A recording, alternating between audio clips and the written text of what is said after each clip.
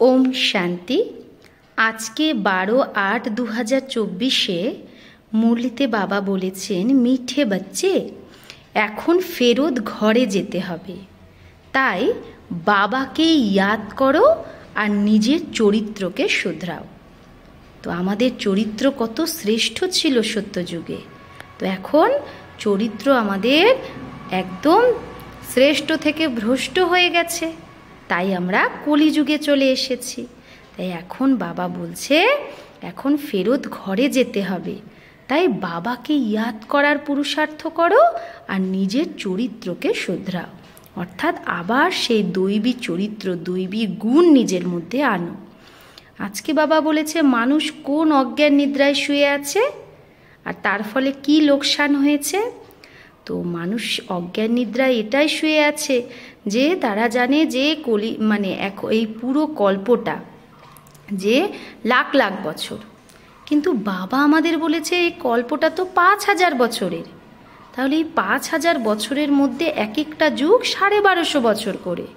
কিন্তু আমরা এতদিন যে ভুল জানতাম যে কল্পের আয়ু লাখ লাখ বছর, সেই জন্য আমরা ভাবতাম এখন ওপরে অনেক দিন পর যেতে হবে মুক্তিধামে। তো বাবা বলছে বাচ্চা, মুক্তিধাম তো এখন খুব কাছে, এখন তোমাকে এই সমস্ত পার্ট, তোমার যে 84 জন্মের পার্ট, 5000 বছরের এই নাটক শেষ হয়ে গেছে, এখন তোমাকে ওপরে যেতে হবে।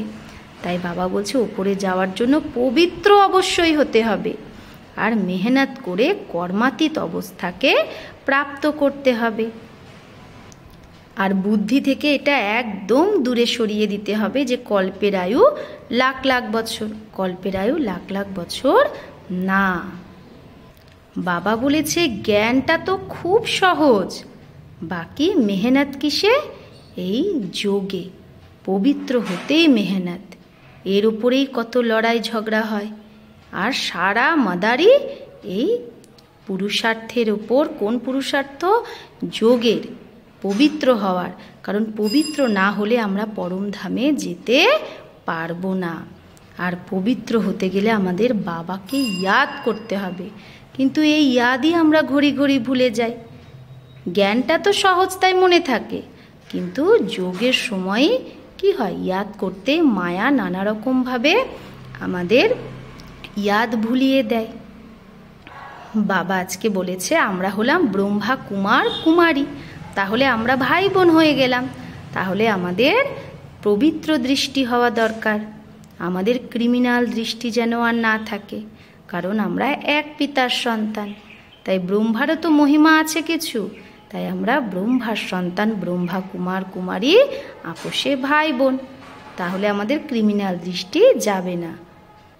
বাবা বলেছে আত্মার মধ্যে 84 জন্মের পার্ট আছে, আর এই আত্মাই যে পার্ট আছে সেই পার্ট কখনো বিনাশ হয় না, আত্মার পার্ট অবিনাশী।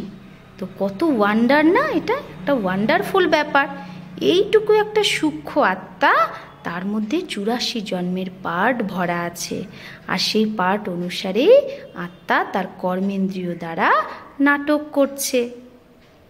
বাবা বলেছে শ্রীকৃষ্ণ তো দেহধারী, সে কখনো ভগবান হতে পারে না, কারণ দেহধারী যার দেহ থাকবে তাকে তো পুনর্জন্ম নিতেই হবে, কিন্তু ভগবান যে সে তো পুনর্জন্ম নেয় না, সে তো জন্ম মরণ রহিত, সে নিরাকার, সেটা একমাত্র শিব বাবাই।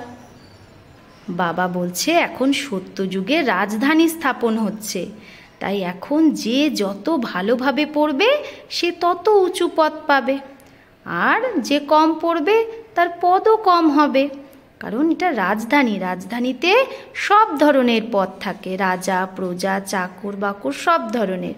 তাই বাবা বলছে তুমি পুরুষার্থ করো, পড়া ভালো করে পড়ো, ধারণা করো, আর তুমি অন্যকে যখন বোঝাবে তবেই তো বাবা বুঝতে পারবে যে না এ ভালো করে পড়ছে, আবার অন্যকেও পড়াচ্ছে।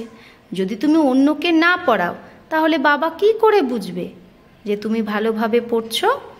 তাই আমাদের ভালোভাবে পড়ার প্রমাণ কিভাবে দিতে হবে? অন্যকেও বাবার পরিচয় দিতে হবে। বাবা এখন বলছে এখন দুনিয়াতে ফায়দার আর কিছুই হবে না, লোকসানই লোকসান হবে। এখন যত বাবা বলছে বিনাশের সময় আসছে, তো দেখো সেই সময় কি কি হবে। জিনিসপত্রের দাম, আনাজের দাম কত বেড়ে যাবে। কোথাও বর্ষা হবে না, বৃষ্টি হবে না, তো বাইরে থেকে আনতে হবে আনাজ, তো কত দাম বেড়ে যাবে। কোথাও আবার অতিবৃষ্টিতে সব শেষ হয়ে যাবে। তো বাবা বলছে 5 তত্ত্বই কি প্রকোপ দেখাবে তার। এমন একটা সময় আসবে, বাবা বলছে এক দানা ভি মিল নেহি সকেগা, এক দানা আনাজও পাওয়া যাবে না। তো এই সময়ের জন্য আমাদের তৈরি থাকতে হবে। আমাদের স্বস্থিতি যদি শক্তিশালী হয়, আমরা যদি যোগযুক্ত থাকি, তাহলে অন্তিম সময়েও আমাদের কোনো রকমের এই বিনাশের প্রভাব আমাদের ওপর পড়বে না। আমরা বুঝতেই পারবো না যে এত বড় বিনাশ হয়ে গেল। যদি আমরা পুরো বাবার শ্রীমতে চলি, যদি আমরা যোগযুক্ত থাকি, তবে বাবা আজকে বলেছে ছোট বাচ্চাদেরকেও তুমি বলো শিব বাবাকে ইয়াদ করতে। হ্যাঁ, তারা তো এটা বুঝতে পারবে না যে নিজেকে আত্মা ভেবে পরমাত্মাকে স্মরণ করতে হবে, কিন্তু এইটুকু তো তারা শুধু শিব বাবাকে তো ইয়াদ করতে পারবে। তারাও যদি মেহনত করে তাহলে তাদেরও কল্যাণ হয়ে যাবে। আজকে বাবা বলেছে কাম যেরকম ভূত, সেরকম ক্রোধ ভূত, লোভ ভূত, মোহ ভূত, 5 বিকারী ভূত। বাবা বলছে চরিত্রকে এমন শুধরাও যাতে কোনো ভূত তোমার মধ্যে না আসতে পারে। আজকে বাবা বরদানে বলেছে ভগবান আর ভাগ্যের স্মৃতিকে সদা তুমি মনে রাখো, তাহলে তুমি অন্যের ভাগ্যকে তৈরি করতে পারবে আর খুশনুমা হবে। তো যত আমাদের স্মৃতি থাকবে যে নিজের ভাগ্যের স্মৃতি, যে বাহ মেরা ভাগ্য, বাহ আমি ভগবানকে পেয়েছি, আমার মতো ভাগ্যশালী কেউ নেই, তাহলে সব সময় আমাদের যদি ভগবান আর ভাগ্যের স্মৃতি থাকে, তাহলে আমরা খুশিতে থাকব। ব্রাহ্মণের কখনো খুশি গায়েব হতে পারে না। বাবা বলেছে যখন তুমি এইরকম সদা স্মৃতিতে থাকবে, তবেই তো তুমি অন্যকে ভাগ্যবান বানাতে পারবে। তাই বাবা বলছে শরীর চলা যায় লেকিন খুশি না যায়। ব্রাহ্মণের কখনো খুশি যেতে পারে না, যে কোনো পরিস্থিতি আসুক।